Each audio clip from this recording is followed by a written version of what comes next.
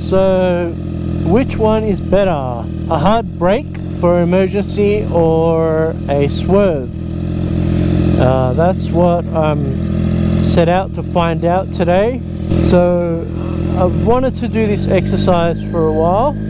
So what I've got like a point where I start to brake, and I've marked out like a 12 foot, 24 foot and 36 foot marking. So anyway, welcome to my channel where we talk about bikes and more. And today we're going to do a braking versus swerving test. I set up the lines, as I said. I set up the lines, and I'm going to brake at 60 kilometers an hour. Sorry, at 40 kilometers an hour, mark out my braking distance. 60 kilometers an hour, mark it out, and then I'm going to do a swerve at 40 and 60.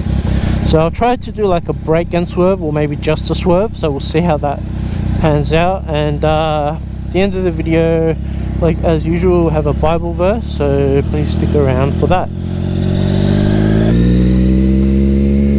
let's see how I go with this.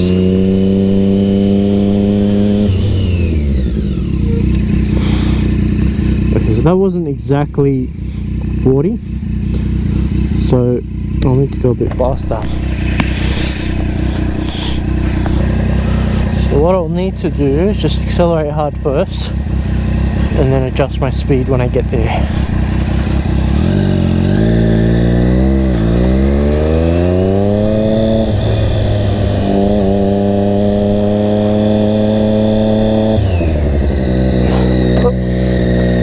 Alright, I felt the ABS kick in there. I think that's smack bang on 24 feet. So that's pretty good. I don't have to get out and mark my chalk. And I think that was a pretty good brake because I felt the back lift up. I don't know, I'll do one more at 40 kilometers an hour. These brakes are pretty good as well. I was going to bring my 636, but I've been having problems with the braking power there. I've been having this ongoing issue with that bike, with the brakes, ever since I got it. I've done everything to try and fix it, but it's still not. Still could be better. So I'll do one more at 40. I don't know if I'll be able to do 60. Maybe I'll do 50 instead.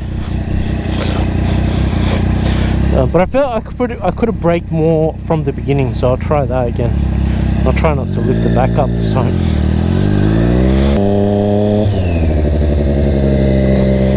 That was much better.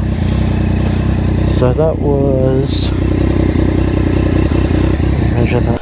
So 24 minus 4, so you call it 19.5 feet. So that one's 19.5 feet. Okay, so I'll actually put a little marking. And I don't know, some people might say this is a bit dangerous, like just doing these hard braking practices. So if you are going to do this, just be careful. There's no one around here, so hopefully maybe we should be with a friend or something. I don't know if that's good though. Gotta look on there's a chart that tells you stopping distance, as well as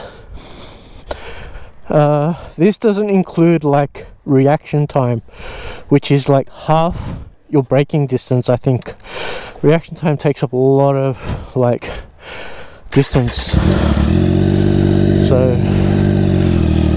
So this is just kind of proving which stop is better. Is it the brake or the swerve? So now I'm going to do a 60 kilometer an hour run.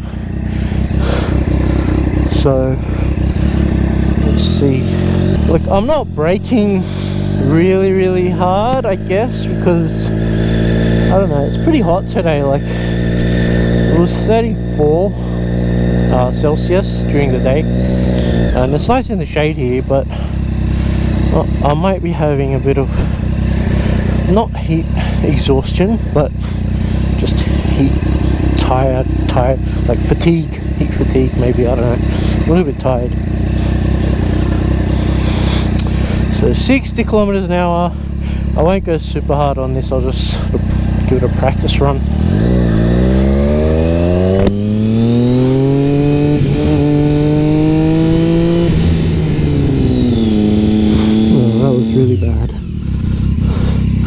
see the mark. Maybe I want to do 60 because that's like a realistic street speed. 50 isn't really. This is kilometers, by the way, so I don't know how much I've seen in miles. What, 40? Something like that. So I think 60 is 40. 60k, 40 miles. But I didn't even see the line. I'll look for the cone. There was this, fortunately there was this cone there, and I used that as my thing. I'll look for the cone because I'm looking at the speed and the cone at the same time. It's a bit hard. Probably that's why it's a bit hard to actually do this actually.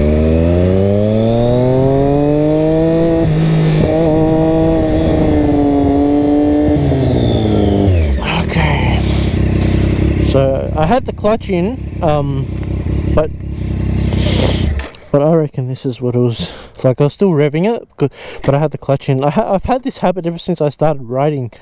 But oh man, look at that. That's heaps further. So this is 36 feet. You go 1, 2, 3. I'll say it's 29. 36 plus 29. 6 plus 29, that's 65. 65 feet at 60 kilometers an hour. Wow. I'm gonna mark that one. Man, that's a huge difference. What a difference 20 kilometers makes. There's my 40k mark. Worst case 40k was 24 feet. Right? 60k is more than double, like what, you know, 2.5 times more nearly. We want to see the swerve, and I know the answer to this, I think, but it makes sense. Like, I think it makes sense because it's not linear. It's not like, it's not a linear scale. It's not like 40 will give you 24 and 80 will give you 48, you know. It's because it's, if you want to get physics and mathematical, it's the integral of, it's the first integral of the speed, which gives you displacement. So every second you're stopping, because you're going faster. Anyway, now I want to do a bit of a swerve. I'll do a practice one because I've never actually done this before. I've never practiced a swerve before, like an emergency swerve. And then I'll mark it out. I don't want to fall in that. I'll mark it out and pretend there's like a 6-foot object in front of me, and so I need to go around that object. So I go 40.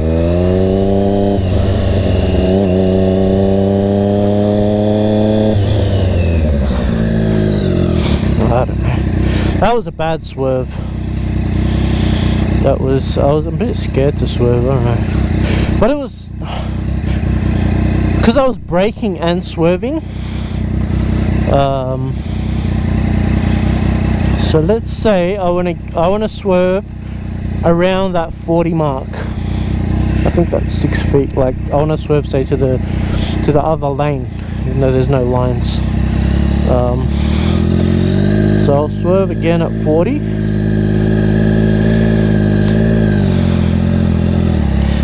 With no braking, because I think my braking is really stopping my swerve. Like, it's causing me to not swerve as good.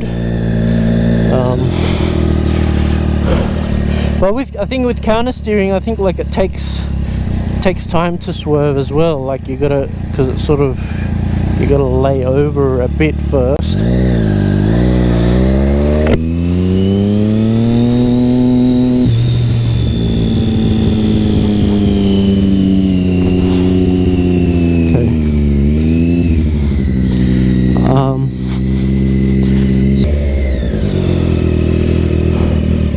But I think I know think I might know what the conclusion is. It might be easier to stop at slow speeds and easier to swerve at high speeds. That's my prediction. 40 and now.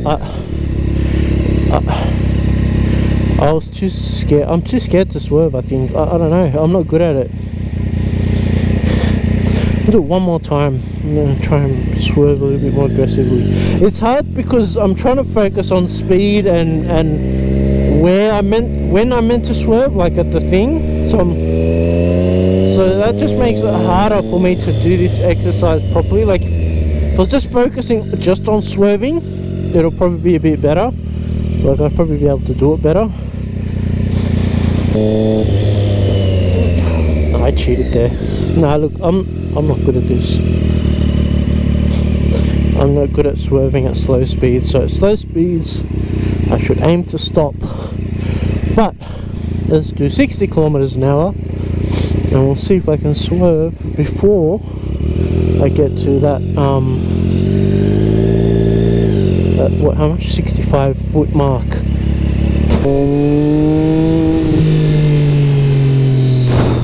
That was 50. No, I gotta do it again.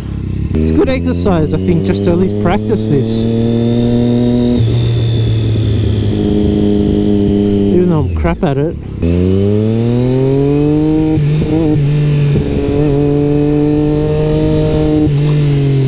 Yeah. I was able to swerve way before that mark. And I have a feeling the faster I go, the more that this applies. And I wasn't even swerving that hard, to be honest. So swerving not that hard, I reckon I'm 20% better than just braking at 60 kilometers an hour. And I'll compare that against, like, you know, the standard, there's like a standard braking distance chart. Like, see how good my braking is, and compare my swerving.